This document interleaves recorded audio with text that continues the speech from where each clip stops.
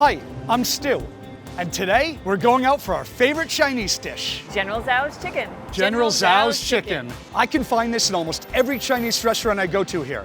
But you know where I can't find it? There's no General Tso's in China. Wait, what? I found out General Tso's isn't from China at all. It's from right here in New York City.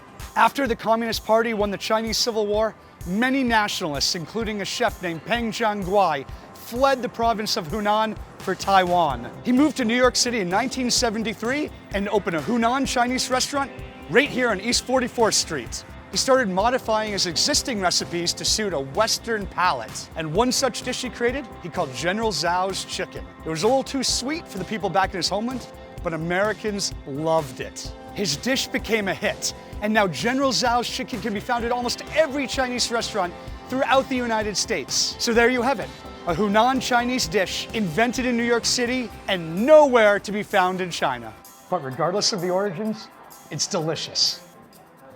And that's 60 Seconds with Stu for now, with General Tso.